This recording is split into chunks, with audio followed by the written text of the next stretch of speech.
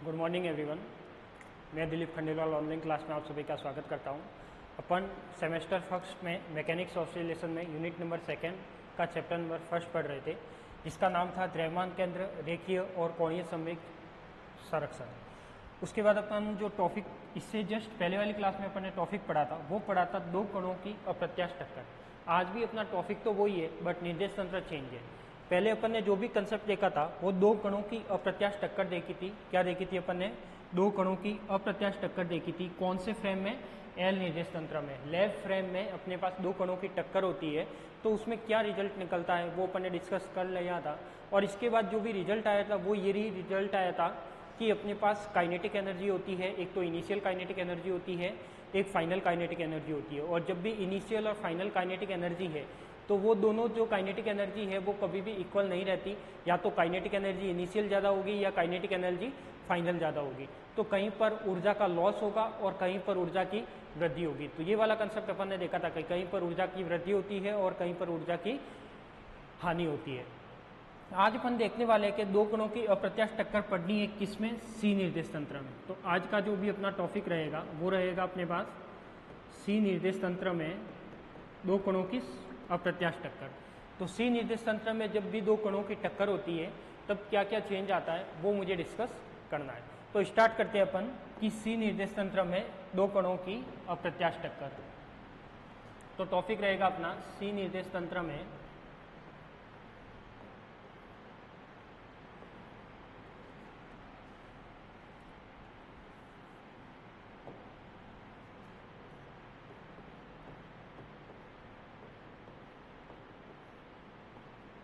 सी निर्देश तंत्र में दो कणों की अप्रत्याश टक्कर।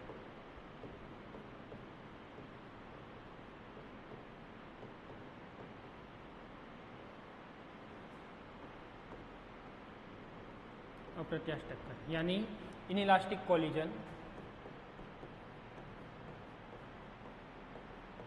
Inelastic collision in C frame of two particle।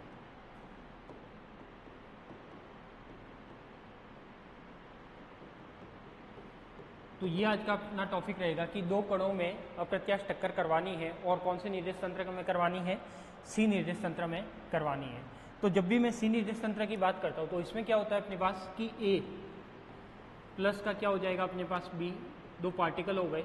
तो यहाँ पे अपन कंसेप्ट लेते हैं कि ए और बी क्या होंगे? अपने पास दो पार्टिकल होंगे जिनका द्रव्यमान क्या है? अपने पास m1 और m2 है। तो अपन बात करते हैं कि जब भी दो निर्देश तंत्र में अपन सी निर्देश तंत्र की बात करेंगे और अप्रत्याश टक्कर है यानी दोनों पार्टिकल क्या हो जाते हैं? टक्कर के बाद चिपक जाते हैं। ये वाला कंसेप्ट देखा था कि जब भी कोई अप्रत्याश टक्कर होती है तो जो पार्टिकल होता है ए पार्टिकल बी से टक्कर करता है तो ए और बी पार्टिकल एक दूसरे की कंबाइंड फॉर्म में आ जाते हैं।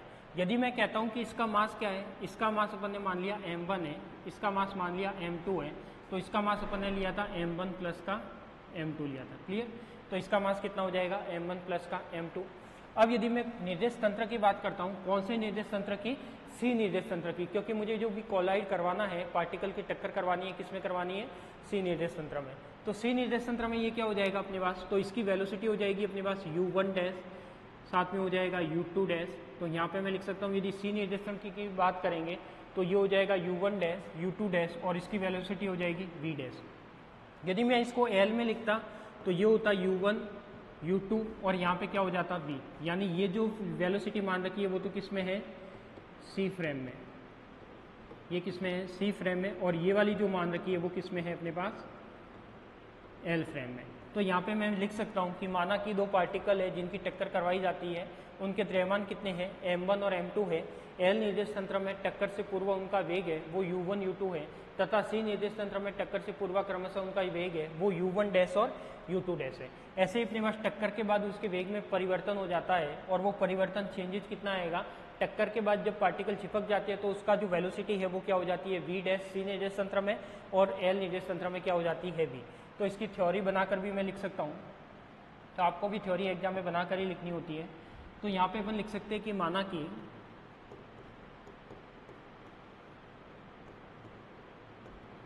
माना कि दो कण जिनके द्रव्यमान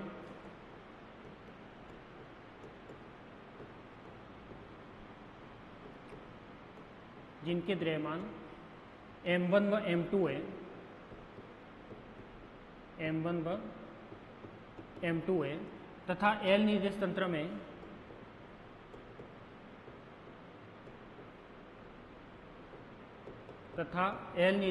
में टक्कर से पूर्व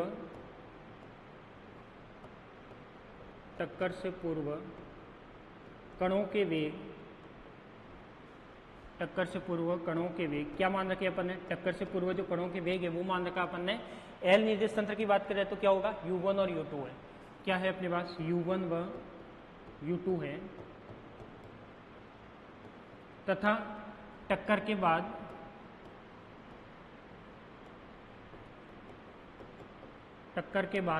वेग v हो जाता है। टक्कर के बाद क्या होगा? पार्टिकल चिपक जाएंगे और वेग क्या हो जाएगा अपने पास? वेग v हो जाता है। ये तो मैंने किसका लिखा है? L निर्देश तंत्र का। एज इट इज में लिखता हूं क्या? C का। तो C निर्देश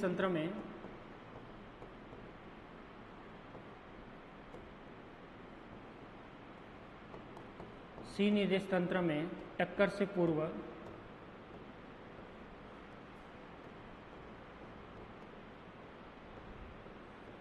पूर्व कणों के वेग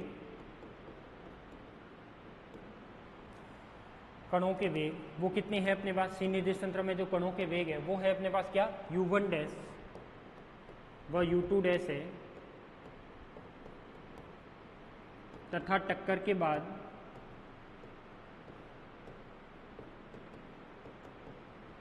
के बाद वेग v डैश हो जाता है।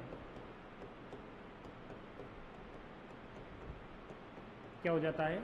v डैश हो जाता है। तो मैं लिख सकता हूं कि यहाँ पर आपको ये थ्योरी बना के लिखनी होती है कि जब भी मैंने बोला कि बिफोर कॉलिजन यदि टू पार्टिकल का मास है वो है m1 m2, L फ्रेम में जो बिफोर कॉलिजन पार्टिकल की वेलोसिटी है वो है अपने पास U1 U2, C फ्रेम में बिफोर कॉलिजन पार्टिकल की वेलोसिटी है वो है अपने पास U1 डैश और U2 डैश। आफ्टर कॉलिजन की बात करें तो पार्टिकल जब कोलाइड करने के बाद की बात करता है तो आफ्टर कॉलिजन पार्टिकल की वेलोसिटी C फ्रेम में है वो है v डैश। ऐसे अपने पास आफ्टर कॉलिजन पार्टिकल की वेलोसिटी L फ्रेम में वो है अपने पास v। तो यहाँ पे जो भी अपन ने डायग्राम एज्यूम किया उसके बारे में लिखा है, तो आप इसको इंग्लिश लैंग्वेज में भी जो मैंने बोला वो बना के लिख सकते हो। अब अपन बात करते हैं कि इसमें जब भी अप्रत्यास्थ टक्कर करवाई जाती है तो इसका मैथमेटिकल डेरिवेशन कैसे प्रूव किया जाता है। तो अपन को देखना है, सबसे पहले मुझे ये पता होना चाहिए कि संवेग संरक्षण नियम क्या होता है। तो मुझे पता है कि यहाँ पे यदि मैं लिखता हूँ संवेग संरक्षण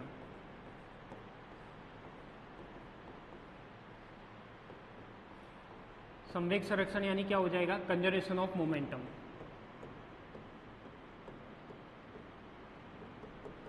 क्या हो जाएगा अपने पास? Conservation of momentum. जब भी मैं कंजर्वेशन ऑफ मोमेंटम की बात करता हूँ किसमें? सी फ्रेम में। किसमें बात कर रहा हूँ मैं? सी फ्रेम में। और सी फ्रेम में यदि मैं कंजर्वेशन ऑफ मोमेंटम लिखता हूँ तो ये क्या आ जाएगा अपने पास? तो ये वाली टर्म आ जाएगी अपने पास क्या? m1 u1 डैश प्लस का हो जाएगा अपने पास m2 u2 dash is equal to हो जाएगा अपने पास m1 प्लस का m2 और साथ में क्या हो जाएगा? v dash. तो जो पार्टिकल की वेलोसिटी मान रखी है वो पार्टिकल की वेलोसिटी क्या हो जाएगी? m1 u1 dash, m2 u2 dash और m1 प्लस m2 डैश, यानी ये भी मोमेंटम की टर्म है टक्कर के बाद की। ये वाली जो दोनों टर्म है वो है इनिशियल टक्कर, यानी टक्कर से पहले का जो मोमेंटम होता है वो ये होगा। अब मुझे ये भी पता है कि प्रथम कण के लिए L निर्देश तंत्र और C निर्देश तंत्र में एक रिलेशन जो अपन ने पहले भी काम में लिया है, यहाँ भी मैं रिलेशन वो काम में लूंगा। तो यहाँ पे क्या हो जाएगा अपने पास? L निर्देश तंत्र में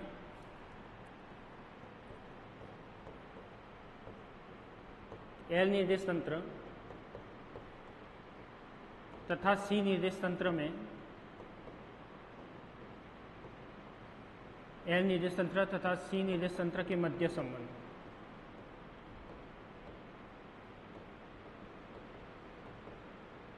क्या हो जाएगा? इसके बीच का जो रिलेशन आएगा वो क्या आएगा?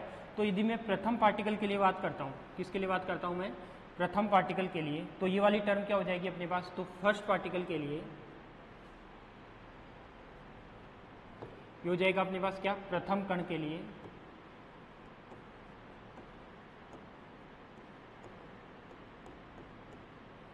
For first particle. यदि मैं प्रथम कण के लिए बात करूंगा या फर्स्ट पार्टिकल के लिए बात करूंगा तो ये वाली टर्म क्या हो जाएगी अपने पास u1 dash is equal to हो जाएगा u1 माइनस का क्या हो जाएगा अपने पास VCM। तो ये अपन ने रिलेशन पहले भी देख चुके हैं कि जब भी कोई S निर्देश तंत्र होता है और S डैश निर्देश तंत्र होता है तो उसमें जो रिलेशन आता है वो इस टाइप का आता है। तो यहाँ भी अपने पास क्या होगा कि L निर्देश तंत्र और C निर्देश तंत्र के मध्य जो संबंध होगा वो क्या होगा अपने पास फर्स्ट पार्टिकल के लिए u1 dash is equal to u1 minus का क्या हो जाएगा VCM। और यदि मैं VCM की वैल्यू रखता हूँ तो VCM की वैल्यू मैंने पहले निकाली हुई है, वो क्या VCM क्या होगा टक्कर से पूर्व का, तो वो होगा अपने पास क्या L निर्देश वाली टर्म में होगा m1 u1 प्लस का हो जाएगा अपने पास m2 u2 और अपॉन में क्या हो जाएगा अपने पास m1 प्लस का क्या हो जाएगा m2, ये वाली टर्म हो जाएगी। यदि मैं यहाँ से ये u1 डैश की वैल्यू निकालता हूँ तो u1 dash is equal to क्या हो जाएगा अपने पास u1 एज इट इज, यहाँ पे हो जाएगा VCM, तो ये वाली टर्म हो जाएगी m1 u1, यहाँ नेगेटिव साइन क्योंकि ये नेगेटिव की वजह से साइन अंदर चेंज हो जाएगा तो ये क्या हो जाएगा m2 u2 और अपॉन में क्या हो जाएगा अपने पास m1 प्लस का m2। क्लियर। ऐसे यदि मैं दूसरे पार्टिकल के लिए लिखता हूँ, किसके लिए लिखता हूँ मैं, द्वितीय कण के लिए,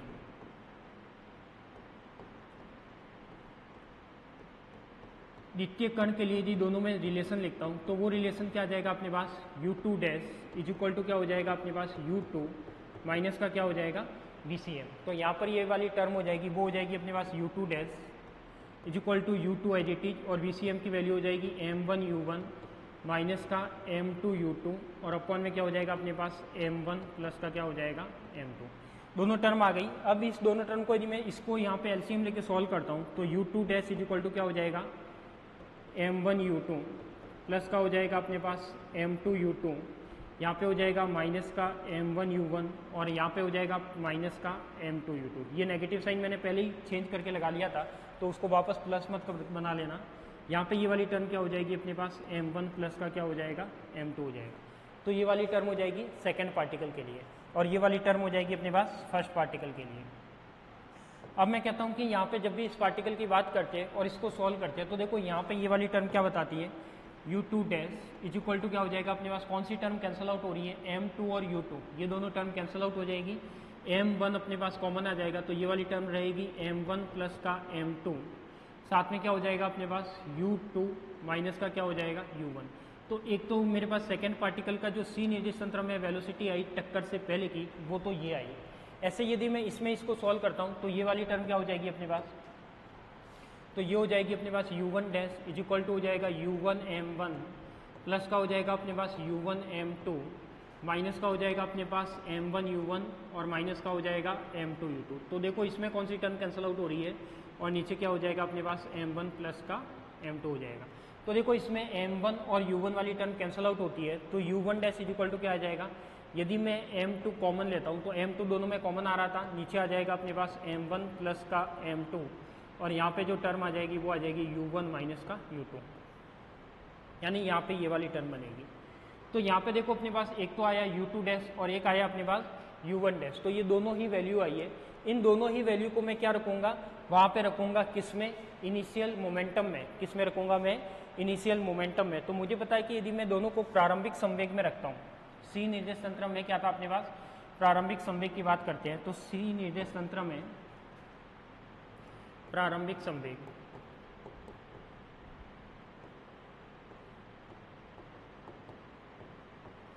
प्रारंभिक संवेग यानी इनिशियल मोमेंटम क्या होगा अपने पास, m1 u1 डैश प्लस का हो जाएगा अपने पास m2 और u2 डैश।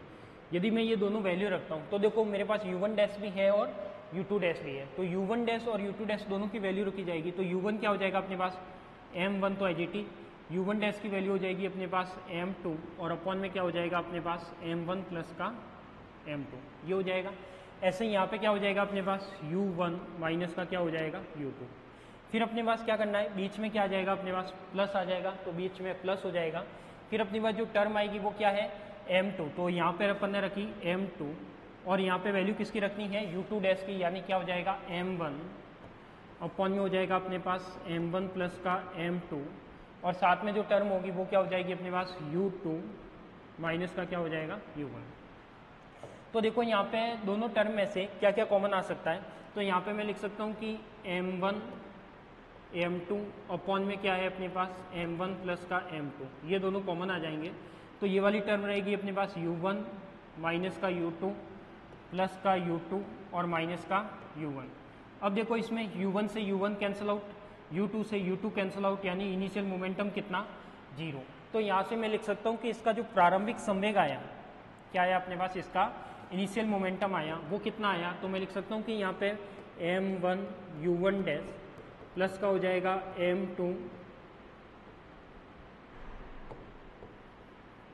यहाँ पे क्या हो जाएगा अपने पास m2 u2 dash is equal to कितना हो जाएगा 0, कितना हो जाएगा 0।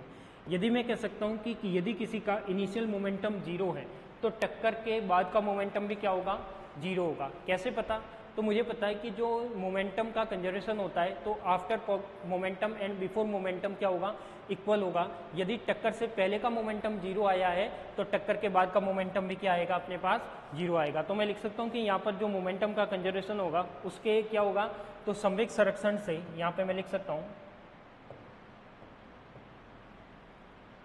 क्या लिख सकते हो कि मोमेंटम ऑफ कंजर्वेशन से या संवेग संरक्षण से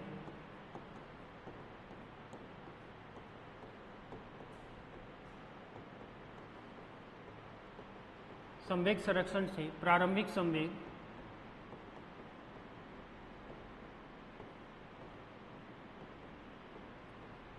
संवेग अंतिम संवेग के बराबर होगा। प्रारंभिक संवेग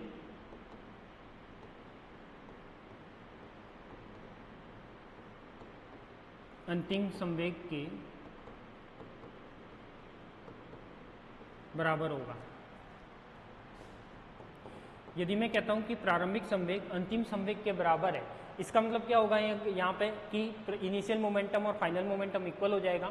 और जब भी इनिशियल मोमेंटम और फाइनल मोमेंटम इक्वल होता है तो मैं यहाँ पे क्या कह सकता हूँ, तो मैं यहाँ पे लिख सकता हूँ कि इनिशियल मोमेंटम और फाइनल मोमेंटम यदि इक्वल हो गया तो यहाँ पे मैं लिख सकता हूँ कि m1 प्लस का m2 साथ में क्या हो जाएगा अपने पास v dash is equal to v क्या हो जाएगा 0, क्योंकि अपने पास फाइनल मोमेंटम क्या था टक्कर के बाद का, वो ये वाली वैल्यू थी।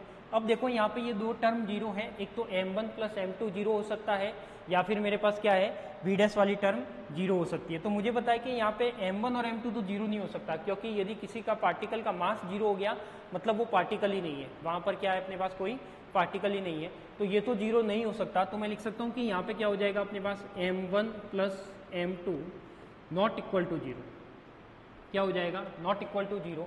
तो 0 क्या होगा अपने पास v dash is equal to 0, तो अपने पास 0 क्या होगा v dash is equal to 0, यानी दोनों पार्टिकल आपस में चिपक जाते हैं तो उसकी जो वेलोसिटी आएगी वो क्या आ जाएगी अपने पास 0 आएगी। तो मैं लिख सकता हूँ कि सी निर्देश तंत्र में यदि कोई दो पार्टिकल टक्कर करते हैं, टक्कर के बाद जो पार्टिकलों का वेग है या पार्टिकल का वेग है वो शून्य प्राप्त होता है, और शून्य प्राप्त होने का मतलब है वो क्या होगा अपने पास एक अप्रत्याशित टक्कर का एग्जाम्पल होगा। तो मुझे पता है कि यहाँ पे प्रारंभिक संवेग और अंतिम संवेग भी शून्य होता है। तो अपन ने देखा है कि सी निर्देश तंत्र को इसीलिए क्या बोला जाता है, शून्य संवेग निर्देश तंत्र भी बोला जाता है, क्योंकि इसमें ये रिजल्ट क्या मिलता है अपन को 0 मिलता है। तो यहाँ पे मैं लिख सकता हूँ अतः स्पष्ट है कि, क्या लिख सकता हूँ, अतः स्पष्ट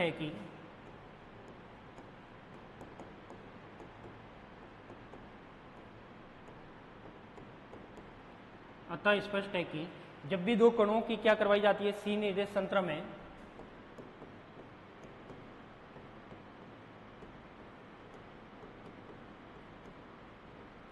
सी निर्देश तंत्र में टक्कर के पश्चात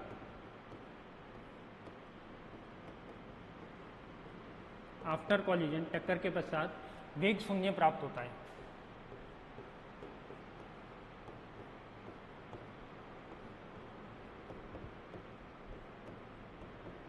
वेग कितना प्राप्त होता है, वेग शून्य प्राप्त होता है। और वेग यदि शून्य है और मुझे बताया कि इसमें और क्या शून्य है, तो संवेग संरक्षण नियम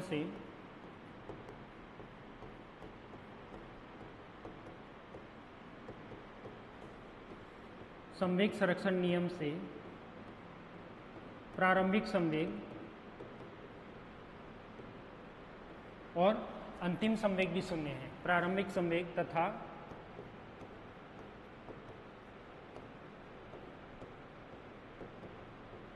अंतिम संवेग भी कितना है, शून्य है।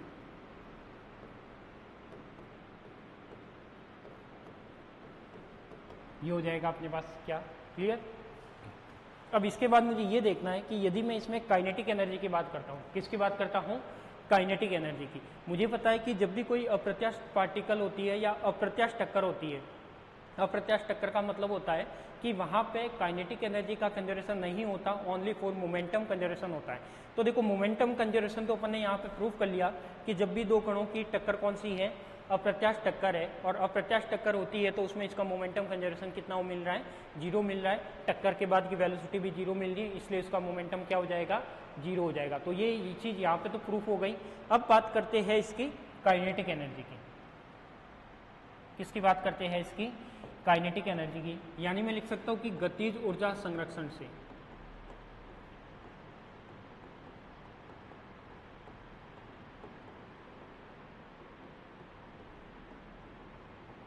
गतिज ऊर्जा संरक्षण से क्या हो जाएगा अपने पास, कंजर्वेशन ऑफ काइनेटिक एनर्जी।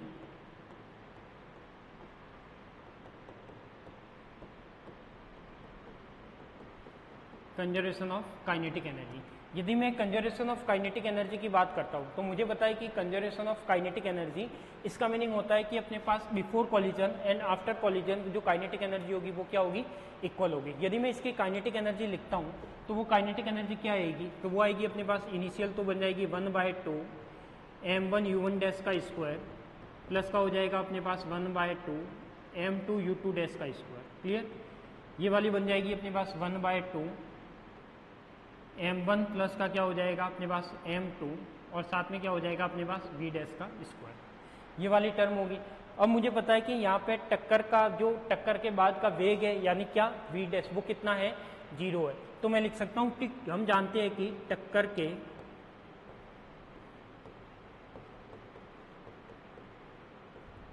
के जो बाद का वेग है वो कितना है, 0 है। यदि वो 0 है, टक्कर के बाद का वेग 0 है, यानी क्या 0 है अपने पास, v डैश की वैल्यू कितनी है, 0।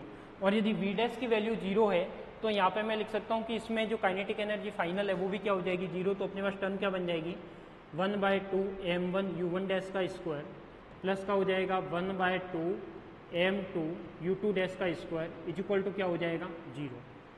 यानी फाइनल काइनेटिक एनर्जी कितनी हो गई यहाँ पे अपनी, 0 हो गई। और फाइनल काइनेटिक एनर्जी 0 हो गई तो यहाँ से क्या मीनिंग निकलेगा, यदि मैं कहता हूँ कि फाइनल काइनेटिक एनर्जी की वैल्यू 0 है तो मेरे पास मैं लिख सकता हूँ कि फाइनल काइनेटिक एनर्जी यानी अंतिम गतिज ऊर्जा। यदि अंतिम गतिज ऊर्जा 0 है तो क्या प्रारंभिक गतिज ऊर्जा भी 0 होगी क्या, यदि मैं लिख सकता हूँ यहाँ पे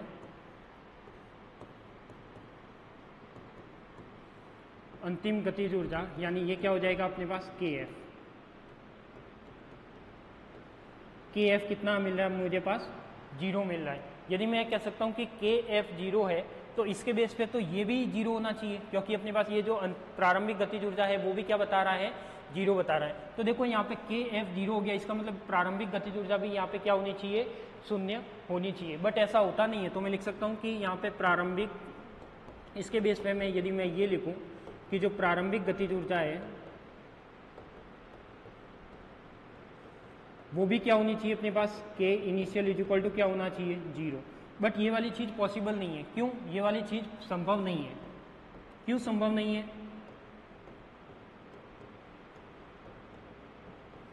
संभव इसलिए नहीं है, यदि मैं कहता हूं कि दो पार्टिकल जब टक्कर करते हैं तो क्या बिना वेलोसिटी के वो पार्टिकल टक्कर कर सकते हैं क्या, बिना एनर्जी के वो पार्टिकल टक्कर कर सकते हैं क्या, वो टक्कर नहीं कर सकते। मुझे पता है कि जब भी कोई दो पार्टिकल टक्कर करेंगे तो उसकी कुछ ना कुछ वेलोसिटी होगी, उसकी कुछ ना कुछ क्या होगी, काइनेटिक एनर्जी होगी। तो काइनेटिक एनर्जी यदि आपने 0 मान ली तो वहाँ पर ये पार्टिकल कभी भी टक्कर नहीं कर सकते, और टक्कर नहीं कर सकते तो इसके बाद का अपने पास कोई भी रिजल्ट मिलना पॉसिबल नहीं है। तो ये वाला जो रिजल्ट कह रहा है कि अंतिम गतिज ऊर्जा तो 0 बिल्कुल हो सकती है, बट प्रारंभिक गतिज ऊर्जा कभी भी 0 बता रहा है 0, बट ये 0 कभी भी संभव नहीं है। क्यों, क्योंकि मुझे पता है कि यदि प्रारंभिक गतिज ऊर्जा 0 हो गई, इसका मतलब पार्टिकल एक भी चल नहीं रहा, वो पार्टिकल दोनों के दोनों कैसे हैं, रेस्ट में है, और दोनों ही पार्टिकल रेस्ट में है। तो क्या रेस्ट में रखे हुए पार्टिकल कभी भी एक दूसरे से टक्कर कर सकते हैं क्या, नहीं। जब तक दो पार्टिकल में कुछ ना कुछ वेलोसिटी एनर्जी नहीं आएगी तब तक वो टक्कर नहीं कर सकते। तो मैं लिख सकता हूँ कि यहाँ पे अपन क्या लिख सकते हैं कि यहाँ से मुझे ये पता लगता है कि इसकी प्रारंभिक गतिज ऊर्जा होना 0 होना संभव नहीं है। तो मैं यहाँ पे क्या लिख सकता हूँ यहाँ पे मैं लिख सकता हूँ कि इसकी जो प्रारंभिक गतिज ऊर्जा होती है वो क्या होती है, शून्य है। तो यहाँ से मेरे पास क्या क्या रिजल्ट निकला, तो एक रिजल्ट तो ये निकला कि सी निर्देश तंत्र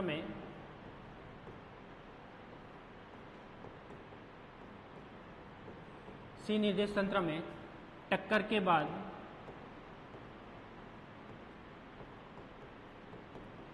बाद संयुक्त कण का वेग, संयुक्त कण यानी दोनों पार्टिकल चिपकने के बाद संयुक्त कण का वेग शून्य प्राप्त होता है। एक रिजल्ट तो मेरे पास ये मिल गया जो अपन ने मैथमेटिकल प्रूव करके निकाला कि जब भी दोनों पार्टिकल की टक्कर होती है तो उसकी जो फाइनल वेलोसिटी हो जाएगी वो क्या हो जाएगी, जीरो। तो इसका यदि ये कह रहा है कि इसकी वेलोसिटी जीरो है, यानी क्या जीरो है, इसका v डैश जीरो है, v डैश जीरो आया, इसका मतलब इसका मोमेंटम भी जीरो आएगा। तो मैं लिख सकता हूं कि इसका मोमेंटम, टक्कर के बाद का मोमेंटम, टक्कर के बाद का संवेग भी शून्य होगा, संवेग भी क्या होगा, शून्य होगा। ये भी अपन को ऊपर रिजल्ट मिला है।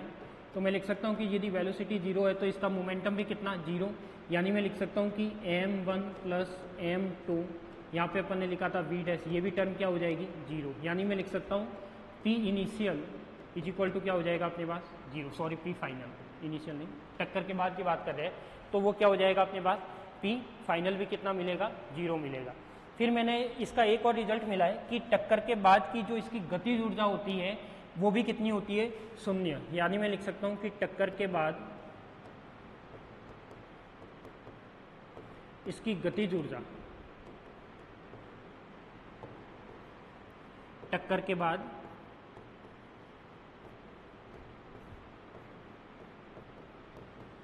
इसकी गतिज ऊर्जा भी कितनी होगी, शून्य होगी।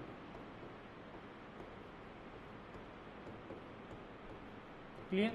तो इसकी काइनेटिक एनर्जी भी कितनी हो जाएगी अपने पास, शून्य हो जाएगी। अतः मैं प्रारंभिक गतिज ऊर्जा का मान भी शून्य होना चाहिए। तो यहाँ से मैं लिख सकता हूँ यदि टक्कर के बाद की गतिज ऊर्जा शून्य है, अतः प्रारंभिक गतिज ऊर्जा भी कितनी होनी चाहिए,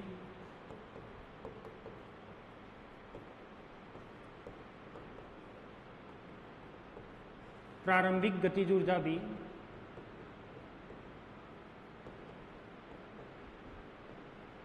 शून्य होनी चाहिए।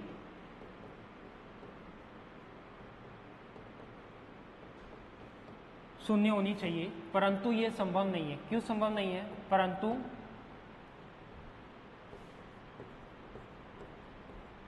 परंतु यह संभव नहीं है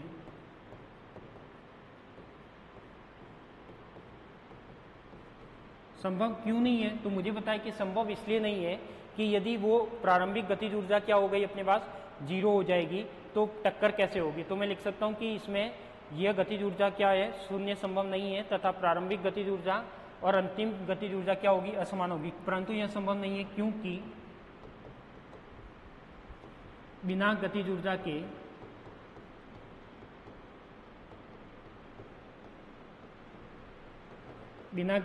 के दो कणों की टक्कर संभव नहीं है।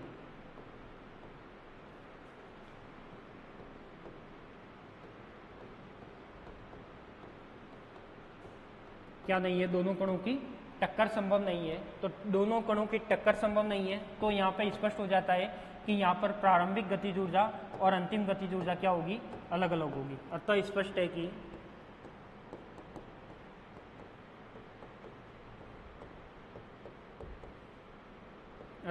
है कि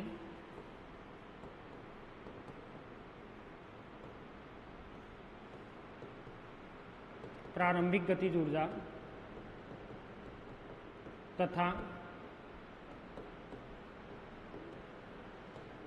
अंतिम गतिज ऊर्जा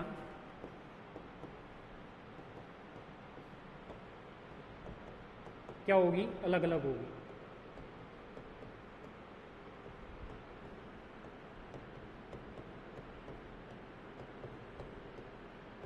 क्लियर?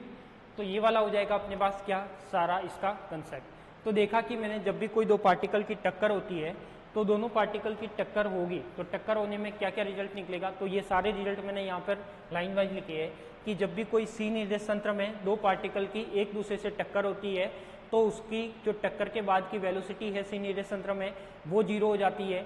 यदि उसका वेग जीरो हो गया, वेलोसिटी जीरो हो गई आफ्टर द कॉलिजन, तो उसका मोमेंटम क्या हो जाएगा, जीरो हो जाएगा। यदि इसका मोमेंटम जीरो हो गया, संवेग जीरो हो गया, तो मैं लिख सकता हूँ कि इसकी अंतिम गतिज ऊर्जा भी क्या मानी जाएगी, जीरो मानी जाएगी, क्योंकि वी डैश जीरो है तो उसका फाइनल काइनेटिक एनर्जी भी क्या बताएगा, वो जीरो बताएगा। तो अंतिम गतिज ऊर्जा भी क्या हो जाएगी, जीरो। और यदि अंतिम गतिज ऊर्जा जीरो है, क्या है अपने पास, अंतिम गतिज ऊर्जा यानी फाइनल काइनेटिक एनर्जी जीरो है, तो मैं लिख सकता हूँ कि अंतिम गतिज ऊर्जा जीरो होने के बाद की यदि मैं कंडीशन की बात करूँ तो फाइनल काइनेटिक एनर्जी यदि जीरो है तो मैं लिख सकता हूँ कि फाइनल काइनेटिक एनर्जी जीरो हो गई। इसका मतलब मुझे क्या चाहिए, फाइनल काइनेटिक एनर्जी जीरो है, इसका मतलब मैं लिख सकता हूँ कि यहाँ पे अपने पास प्रारंभिक गतिज ऊर्जा भी शून्य होनी चाहिए थी, परंतु वो पॉसिबल नहीं है, क्योंकि आप ये एज्यूम करके देख लूँ कि यदि मैं दो पार्टिकल को रख दूँ, इनको कोई भी वेलोसिटी नहीं दूँ, कुछ भी काइनेटिक एनर्जी नहीं दूँ, क्या दोनों पार्टिकल की टक्कर पॉसिबल है क्या, वो दोनों कणों की टक्कर पॉसिबल नहीं है। तो मैं लिख सकता हूँ कि जब दोनों कणों की टक्कर पॉसिबल नहीं है, ये क्यों, क्योंकि यहाँ पे प्रारंभिक गतिज ऊर्जा शून्य होना संभव नहीं है। तो लास्ट में मैं ये भी लिख सकता हूँ कि के आई, क्या लिख सकता हूँ मैं यहाँ पे, के आई नॉट इक्वल टू क्या हो जाएगा अपने पास, के एफ, क्या हो जाएगा अपने पास, के आई नॉट इक्वल टू क्या हो जाएगा अपने पास, के एफ। तो मैं लिख सकता हूँ कि यहाँ पे के आई होगा वो नॉट इक्वल टू क्या होगा अपने पास, के एफ होगा, क्या होगा, के आई नॉट इक्वल टू क्या हो जाएगा अपने पास, के एफ। यानी मैं लिख सकता हूँ कि इनिशियल काइनेटिक एनर्जी और फाइनल काइनेटिक एनर्जी जीरो होना डज नॉट पॉसिबल। क्लियर। तो यहाँ से ये क्लियर होता है आपके पास सी निर्देश तंत्र। क्लियर। अब अपन ने देखो दो पार्टिकल की अप्रत्याश टक्कर पड़ी है, एक तो एल निर्देश तंत्र में पड़ी है जिसमें अपन ने डिफाइन किया था कि के आई ज़्यादा आता है या के एफ ज़्यादा आता है। तो सबसे पहले अपन ने देखा था कि जब भी कोई पार्टिकल, दोनों पार्टिकल टक्कर करते हैं, दोनों पार्टिकल की वेलोसिटी होती है, तब अपने पास क्या मिलता है, के एफ ज़्यादा मिलता है। और यदि मैं कहता हूँ कि यदि एक पार्टिकल रेस्ट में है और दूसरा पार्टिकल उससे टक्कर करता है तो वहाँ पे के आई ज़्यादा मिलता है। तो इसके बेस पे क्लियर हो जाता है कि वहाँ पर या तो के आई ज़्यादा होगा या के एफ ज़्यादा होगा, कौन से निर्देश तंत्र में, एल निर्देश तंत्र में। तो लैब फ्रेम में, प्रयोगशाला निर्देश तंत्र में जब भी कोई दो पार्टिकल की अप्रत्याश टक्कर हो जाएगी तो या तो काइनेटिक एनर्जी ज़्यादा होगी इनिशियल वाली, या काइनेटिक एनर्जी ज़्यादा होगी अपने पास फाइनल वाली, या तो initial kinetic energy greater than equal to final kinetic energy, या फिर final kinetic energy equal greater than equal to क्या हो जाएगा, इनिशियल काइनेटिक एनर्जी। और यहाँ पे जब भी मैंने इसकी सी निर्देश तंत्र में बात की, इसी को मैंने क्या किया, दो पार्टिकल को सी निर्देश तंत्र में कन्वर्ट किया, सी निर्देश तंत्र में इसको मैथमेटिकल रूप से डिराइव किया, तो वहाँ से मेरे पास रिजल्ट निकला कि उसकी फाइनल काइनेटिक एनर्जी क्या होती है, जीरो होती है, फाइनल इसकी वेलोसिटी क्या होती है, जीरो होती है। बट इसकी वजह से इसकी इनिशियल काइनेटिक एनर्जी जीरो होनी चाहिए थी, परंतु वो जीरो नहीं होती। यदि जीरो हो जाएगी तो पार्टिकल की टक्कर नहीं होगी। तो ये तो अपन ने बात की है किसकी, एल निर्देश तंत्र की। इससे जो पहले वाली क्लास थी उसमें थी एल निर्देश तंत्र को डिस्कस किया, और इस वाले डेरिवेशन में अपन ने सी निर्देश तंत्र को डिस्कस किया।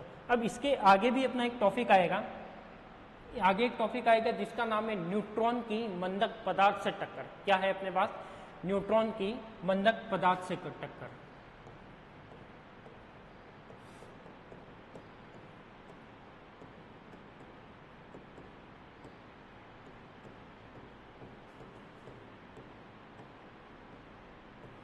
अब जब भी न्यूट्रॉन की मंदक पदार्थ से टक्कर होती है तो इस टक्कर में होता क्या है, तो इस टक्कर को डिस्कस करने के लिए सबसे पहले कुछ बेसिक पता होना चाहिए।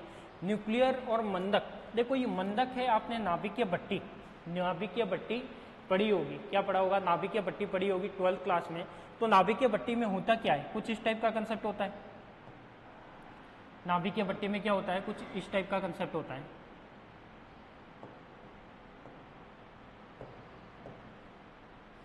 ये कुछ ऐसी नाभिकीय भट्टी बनाई जाती है जिसमें बहुत सारी छड़ होती है, यानी एक मटेरियल लिया जाता है, कौन सा, यूरेनियम। तो मैं लिख सकता हूँ कि यहाँ पे कौन सा मटेरियल लिया जाता है, कौन सा लिया जाता है, यूरेनियम। तो मैंने क्या कर दिया, ये यूरेनियम की कोई इसमें छड़ ले ली, क्या ले ली मैंने, कोई यूरेनियम की ये मैंने छड़ ले ली। तो ऐसी बहुत सारी छड़ है, ठीक है, ये वाला हो जाएगा। इसमें कैडमियम की छड़ भी हो सकती है।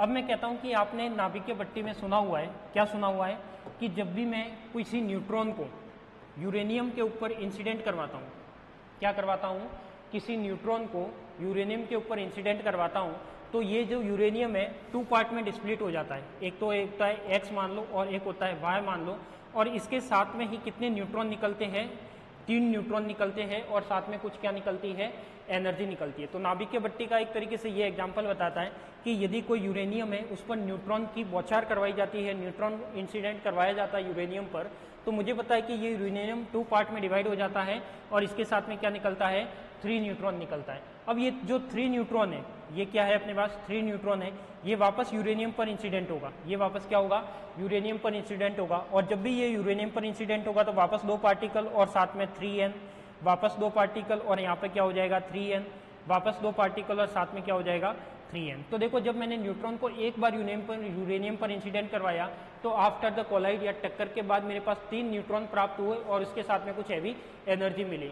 अब ये 3 न्यूट्रॉन वापस यूरेनियम पदार्थ से टक्कर करेंगे तो मैं लिख सकता हूँ कि ये टक्कर जब वापस होगी क्या होगी अपने पास, ये वाली जो टक्कर है वो वापस होगी, तो मैं लिख सकता हूँ कि यहाँ पे 3 न्यूट्रॉन ये, 3 न्यूट्रॉन ये और 3 न्यूट्रॉन ये, टोटल कितने हो गए 9 इलेक्ट्रॉन। यानी जब भी दूसरी बार न्यूट्रॉन यदि यूरेनियम से टक्कर करता है तो मेरे पास 9 न्यूट्रॉन आ गए, और 9 न्यूट्रॉन की पता है आपको एनर्जी भी हैवी आएगी। यदि ये वापस तीनों किसी आगे यूरेनियम पर इंसिडेंट करेंगे तो वहाँ पे अपने पास क्या हो जाएगा, 27 न्यूट्रॉन आ जाएगा। तो 27 न्यूट्रॉन ऐसे ऐसे करके वो रिएक्शन क्या होगी, बढ़ती जाएगी, जिसे मैं एक चेन रिएक्शन का नाम भी दे सकता हूँ। तो मुझे पता है कि जब भी ये एनर्जी और न्यूट्रॉन की संख्या बढ़ती जाएगी, इसका मतलब तो आगे जाके कहीं ना कहीं संभावना खतरनाक बन सकती है, इसका क्या हो जाएगा, विस्फोट हो जाएगा। तो उसको कंट्रोल करने के लिए अपन क्या काम में लेते हैं, यहाँ पे मंदक पदार्थ काम में लेते हैं, कोई लिक्विड काम में लेते हैं। तो मैं कह सकता हूँ कि जो न्यूट्रॉन की वेलोसिटी होती है उस न्यूट्रॉन की वेलोसिटी को वो क्या करेगा, डिक्रीज करेगा। क्या करेगा, डिक्रीज करेगा, यानी न्यूट्रॉन के वेग को कंट्रोल करेगा। यदि वो हाई एनर्जी से न्यूट्रॉन किसी यूरेनियम पर इंसिडेंट होगा तो वो आगे हाईवी एनर्जी निकालेगा, 3 न्यूट्रॉन में और डिवाइड हो जाएगा और 2 उसके पार्टिकल हो जाएंगे। तो मैं लिख सकता हूँ यहाँ पे कि ये मंदक पदार्थ होता है। क्या होता है अपने पास, ये मंदक पदार्थ होता है। इसका मीनिंग होता है कि जब भी कोई पार्टिकल, क्या होता है अपने पास, मंदक पदार्थ का मतलब होता है कि जब भी कोई न्यूट्रॉन पार्टिकल किसी लिक्विड के साथ टक्कर या यूरेनियम के साथ टक्कर करता है तो जो मंदक पदार्थ है वो यूरेनियम के वेग को क्या कर देता है, कम कर देता है, यानी उसकी वेलोसिटी को क्या कर देगा, कम कर देगा। और जो वेलोसिटी को कम करेगा वही अपना क्या कहलाएगा, मंदक पदार्थ कहलाएगा। तो इसमें कई तरह के लिक्विड भी आप काम में ले सकते हो, अलग अलग जगह का अलग अलग कंसेप्ट है। तो अपन इसके नेक्स्ट क्लास में प्रॉपर ये वाला टॉपिक पढ़ेंगे जो आपकी 2 क्लास में ये कवर होगा टॉपिक, न्यूट्रॉन की मंदक पदार्थ से टक्कर। तो थोड़ा सा आप जब भी इस क्लास को देखो तो इसके बारे में नाभिकीय भट्टी एक बार पढ़ के आना, फिर अपन कल इस क्लास में इसको पूरा मैथमेटिकल डेरिवेशन के रूप में डिस्कस करेंगे। ठीक है, आज के लिए तो इतना ही, मिलते हैं अपन नेक्स्ट क्लास में।